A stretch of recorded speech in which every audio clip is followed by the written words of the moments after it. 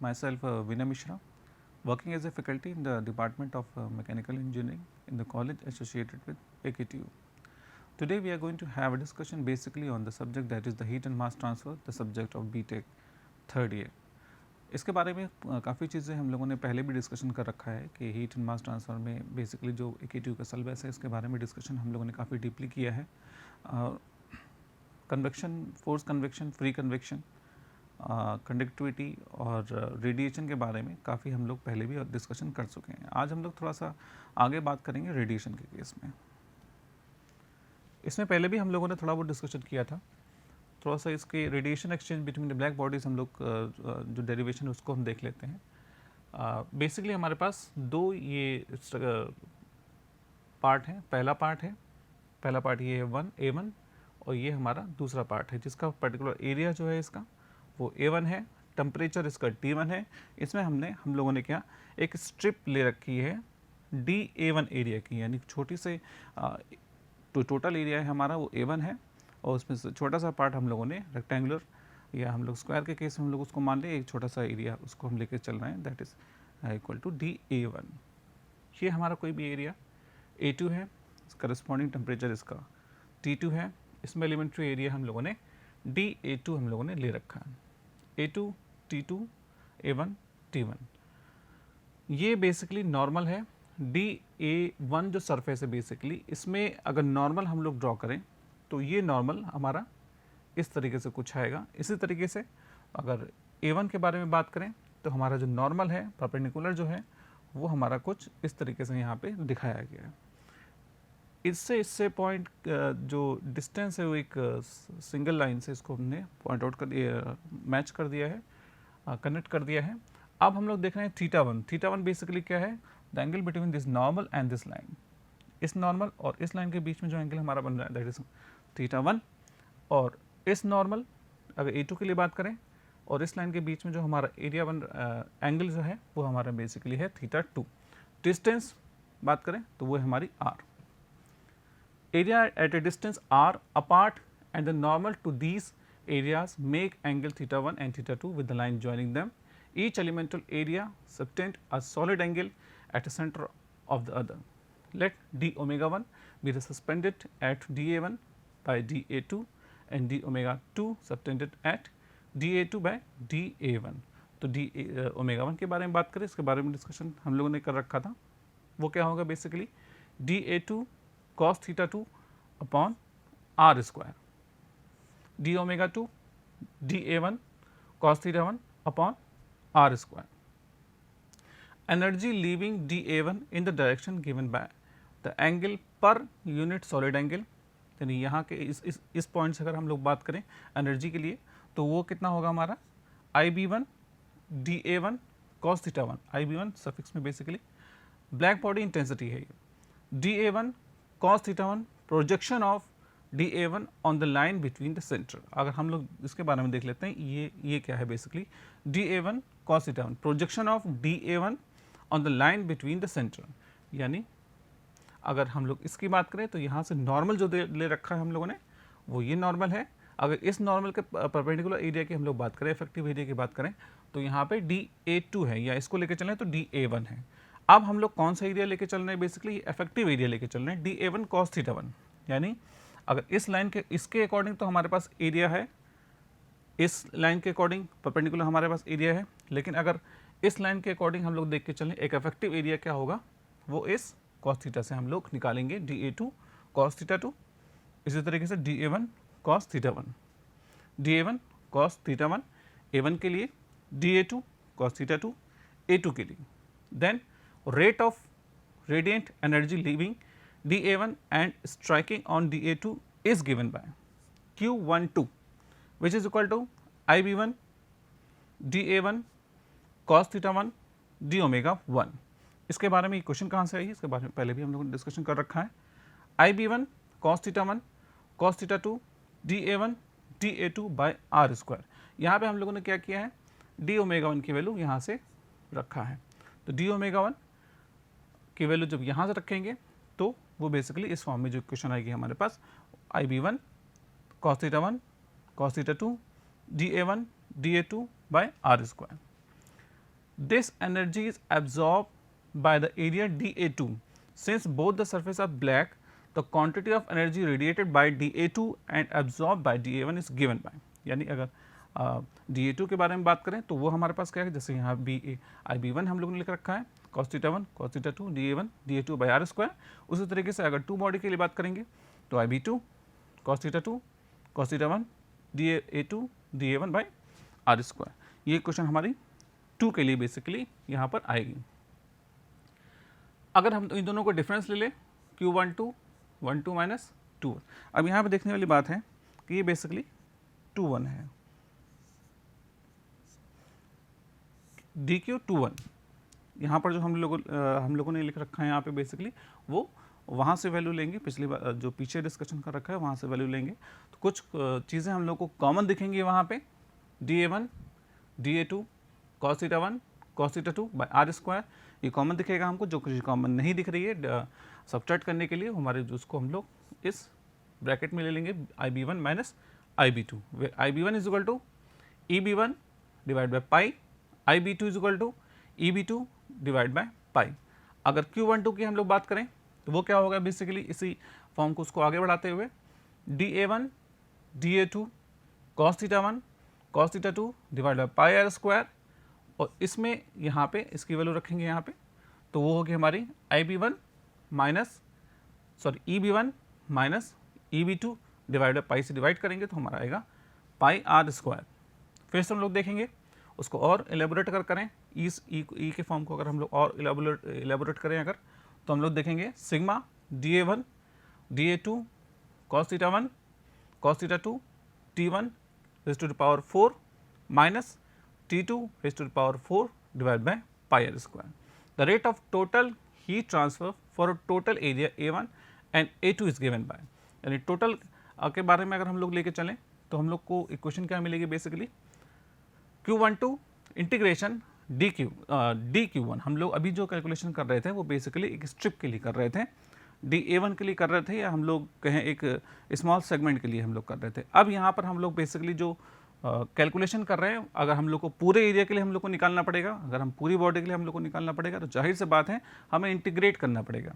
तो यहाँ पर इंटीग्रेशन ऑफ dQ12 जो कांस्टेंट पैरामीटर है हमारे उसको बाहर ले लेंगे हम लोग, sigma T1 raise to the power 4 minus T2 raise to the power 4 integration A1 integration A2, क्योंकि यहाँ पे हमारा जो एलिमेंट्री स्ट्रिप थी वो बेसिकली क्या था dA1, और दूसरी हमारी एलिमेंट्री स्ट्रिप थी वो थी हमारी dA2।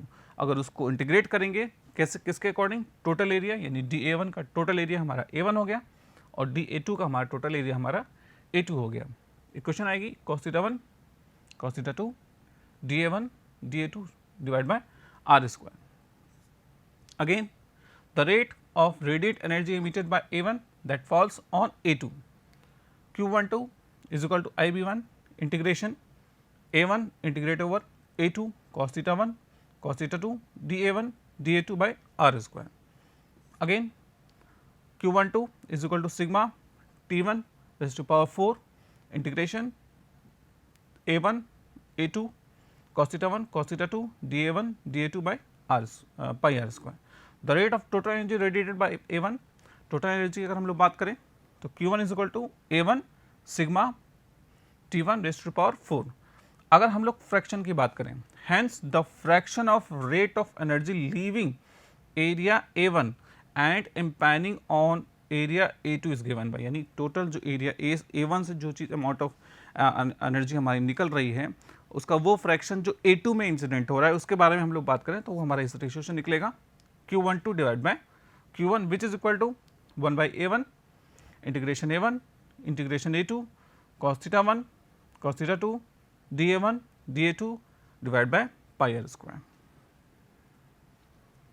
ये जो क्वांटिटी आई है हमारी, जो पीछे हमारी जो क्वांटिटी आई है बेसिकली, इसको हम लोग कहेंगे this is basically shape factor, या हम लोग कहेंगे Q12 divide by Q1 which is equal to F12 which is known as configuration factor इसको कहते हैं, सरफेस फैक्टर इसको कहते हैं, view factor between the two radiating surfaces and is function of geometry only, यानी जो फैक्टर है हमारा F12 वो बेसिकली सिर्फ ज्योमेट्री पे डिपेंड करेगा, किसी भी और मैटर पे हमारा वो डिपेंड नहीं करेगा। तो यहाँ पर हम लोग इसीलिए इसको एक फैक्टर के फॉर्म में रिप्रेजेंट करते हैं, इसको कहते हैं सरफेस फैक्टर, या और भी तरीके से इसको डिफाइन कर सकते हैं, इसको समझ सकते हैं। तो यहाँ पर बेसिकली इसका मतलब क्या है, ये जो फैक्टर है शेप फैक्टर, इसको बेसिकली शेप फैक्टर जो होगा वो बेसिकली हमारा सिर्फ ज्योमेट्री पे डिपेंड करेगा। कैसे होगा इसके बारे में और न्यूमेरिकल हम लोग आगे डिस्कशन करेंगे। तो द शेप फैक्टर में बी डिफाइंड एज, इसको डिफिनीशन अगर हम लोग डिफाइन करना है इसको, क्योंकि इसके काफ़ी न्यूमेरिकल आगे एग्जाम में पूछे जाते हैं।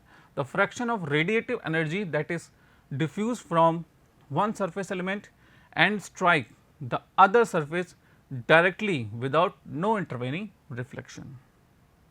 Fraction of radiating energy that is diffused from one surface and strike the other surface directly without no reflection, यानी जितनी भी कोई भी बॉडी अगर किसी एनर्जी एक्सपोज हो रही है या एनर्जी किसी भी तरीके से जो फ्रैक्शन रेडिएटिव एनर्जी अगर जहाँ से निकल रही है, तो उस पर्टिकुलर बॉडी से निकलने वाली एनर्जी का वो फ्रैक्शन जो दूसरी बॉडी पे पहुँच रहा है विदाउट रिफ्लेक्शन, उसके बारे में हम लोग ये कहेंगे कि ये हमें बेसिकली वो फ्रैक्शन बेसिकली रिप्रेजेंट करता है हमारा शेप फैक्टर को।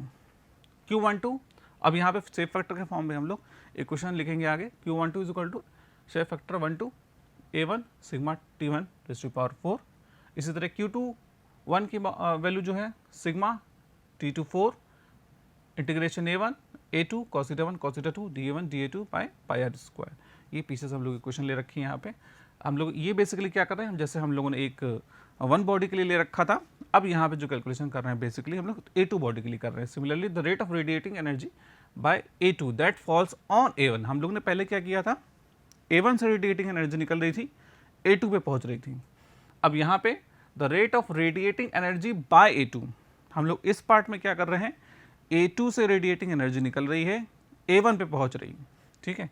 तो यहाँ पे थोड़ा सा डिफरेंस है कि पहले हम लोगों ने क्या कैलकुलेशन किया था, A1 से निकल रहा था, A2 पे पहुँच रहा था, अब यहाँ पे A2 से निकल रहा है और A1 पे पहुँच रहा है। तो रेट ऑफ रेडिएटिंग एनर्जी जैसे हम लोगों ने पहले किया, Q21 is equal to sigma T2 4 A1 A2 cos theta 1 cos theta 2 dA1 dA2 by r square. Rate of total energy radiated by A2 is given by Q2 A2 sigma T2 raise to power 4।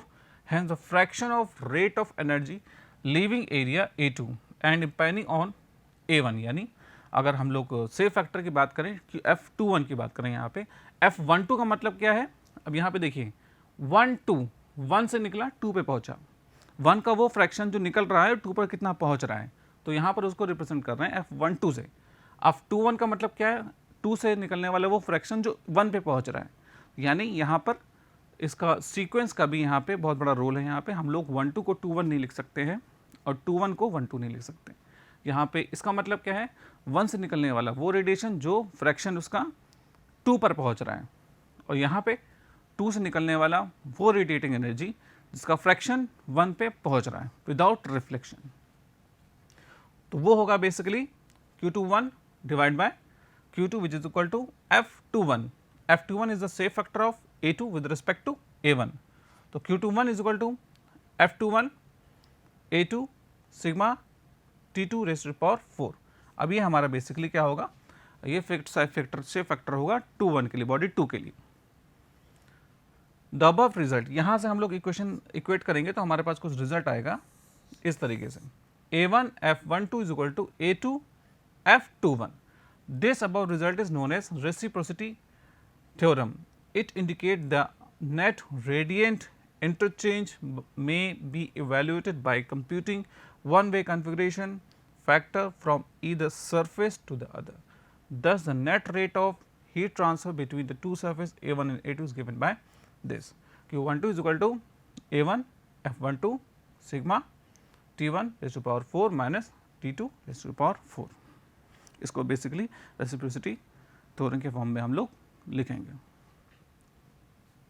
Calculation के लिए हम लोग numericals में हम लोग कुछ नियम है, कुछ चीज़ें हम लोग को ध्यान में रखनी है, उसके बारे में डिस्कशन हम लोग कर लेते हैं।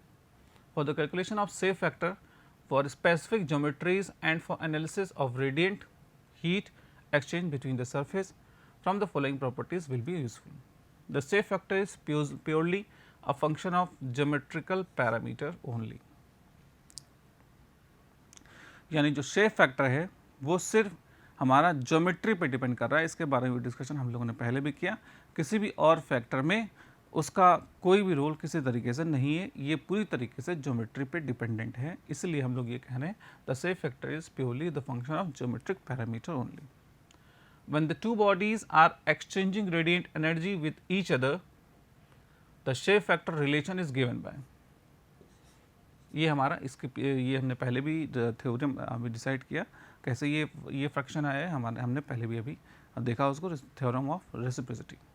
A1 F12 is equal to A2 F21.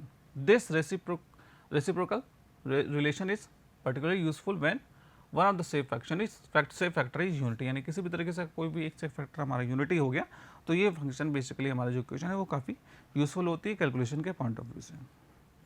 When all the radiating emanating from a convex surface, one is intercepted by the enclosing surface 2, the shape factor of convex surface with respect to enclosure F12 is unity, then in conformity with reciprocity theorem the shape factor 2 when merely the ratio of area।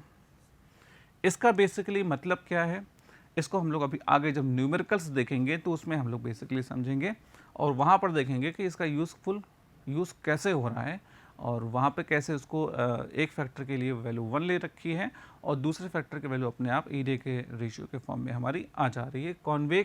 Concave और convex surface के बारे में अगर हम लोग बात करें तो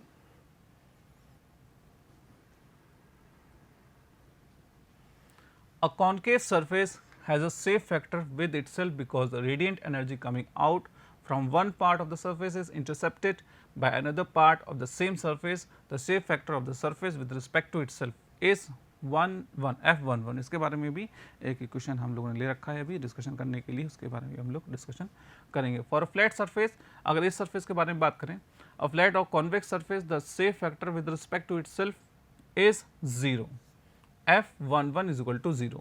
This is due to the fact for any part of flat or convex surface one cannot sleeve view any other part of the same surface। अगर हम लोग बात करें यहाँ से कोई रेडिएशन एनर्जी निकल रही है,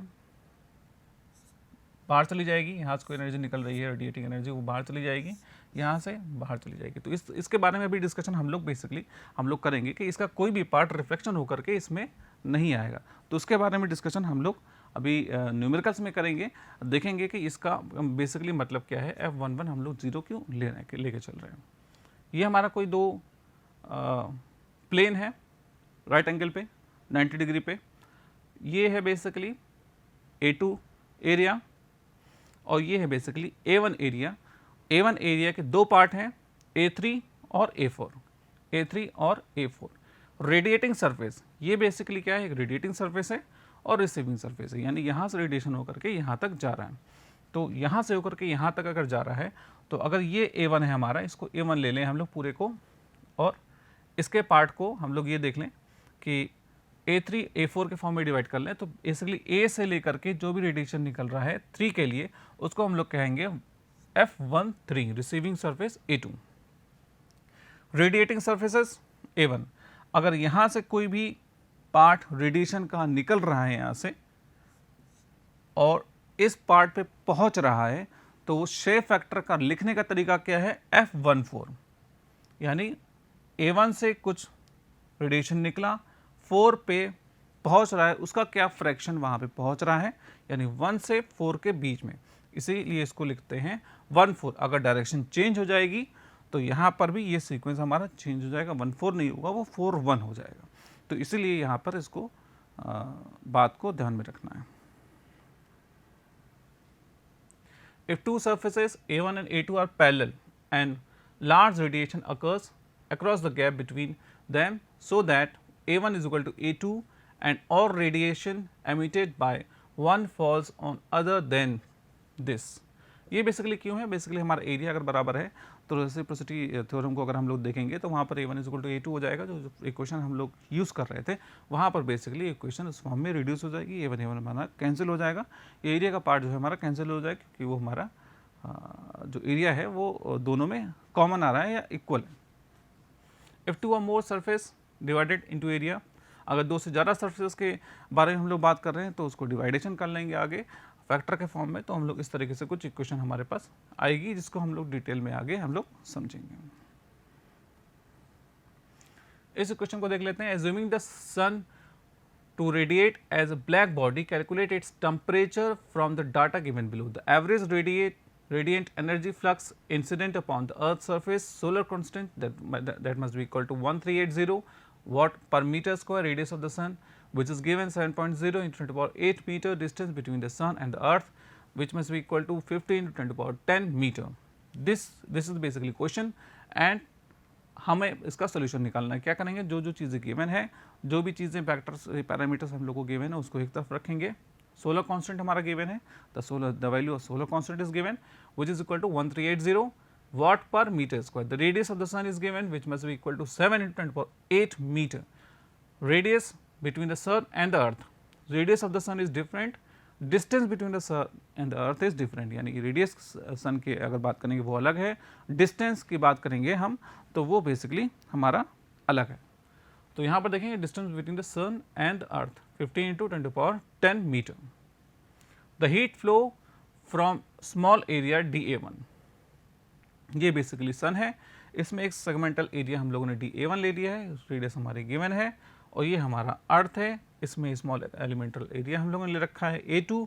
अब इसमें जो नॉर्मल बना रहा है वो नॉर्मल इन दोनों को पॉइंट्स को हम लोग जोड़ रखा है किसी भी लाइन से, जैसे हम लोगों ने पहले एक डेरिवेशन किया था, इन दोनों को ऐड कर दिया था, फिर वहाँ पे cos थीटा के फॉर्म में हम लोगों ने इक्वेशन लिख रखी थी। यहाँ पे एंगल θ1 है, यहाँ पर एंगल θ2 है। अब heat flow from small area dA1 to the small area dA2, यानी सन से कुछ रेडिएशन निकल रहा होगा, अर्थ के कुछ पार्ट में वो पहुँच रहा होगा। तो Q12 is equal to IB1 cos θ1 cos θ2 dA1 dA2 by r square, dQ12 divided by dA2 cos θ2 EB divided by pi r square dA1 cos θ1, ये सारी इसके बारे में डिस्कशन हम लोग पहले भी कर चुके हैं। dQ12 divided by dA2 cos θ2 which is equal to EB divided by pi r square integration dA1 cos θ1, integration Q12 divided by dA2 cos θ2 which must be equal to EB pi r square dA1 cos θ1, solar constant dQ12 divided by dA2 divided by cos θ2, solar constant की value हम लोगों ने ई के form में कैसे लिखेंगे, EB upon by r square integration dA1 cos θ1 which is equal to this, taken as 0 because all rays from the sun falling on the earth due to extremely long distance are considered parallel to each other, therefore the cos इसकी value 0, distance इतनी ज़्यादा है कि theta की value को हम लोग neglect कर रहे हैं, लगभग 0 मान रहे हैं, तो cos 0 की वैल्यू हमारी बेसिकली जो हो जाएगी वो 1 के बराबर हो जाएगी। इसलिए हम लोग ये क्यों मान रहे हैं, क्योंकि अर्थ से सन की डिस्टेंस इतनी ज़्यादा है कि जो वेरिएशन जो एंगल का हो रहा है वो उतना इफेक्टिवली नहीं दिख रहा है हमारा, इसलिए हम लोग यहाँ पे उसको cos थीटा की वैल्यू को 1 लेके चल रहे हैं, थीटा की वैल्यू को हम लोग अप्रॉक्सीमेट 0 लेके चल रहे हैं। Solar constant EB upon pi r square s into 1380, EB is equal to sigma t raised to power 4 sigma t raised to power 4 divided by pi r square into pi r s square 1380। इसी तरीके से यहाँ पे sigma t4 की value हम लोग निकाल लेंगे 1380 into r divided by rs into r upon rs square 5.67 into t upon 100 raised to power 4 1380 into 15 into 10 raised to power 10, जहाँ पे r की वैल्यू रख रखी है वहाँ पे r की वैल्यू लिख लेंगे हम लोग, जहाँ पे rs की वैल्यू ले रखी है वहाँ पे rs की वैल्यू यहाँ पे लिख लेंगे 7 into 10 to power 8 raised to the power 2, t upon 100 raised to the power 4 which must be equal to इसको इक्वेट करेंगे इसको सॉल्व करेंगे, हमारे पास जो वैल्यू आएगी 1117.58 इंटू 10⁴ और t/100 की वैल्यू हमारी बेसिकली आएगी 57.82 और t की वैल्यू हमारे पास 5782 केल्विन बेसिकली यहाँ पर आएगी। अब यहाँ पे एक चीज़ और देख लेते हैं कि जैसे ही ये हम लोगों ने थीटा की वैल्यू को 0 ले रखा है, 0 बेसिकली इसलिए ले रखा है जैसे हम यहाँ इसकी डिस्टेंस इतनी ज़्यादा है,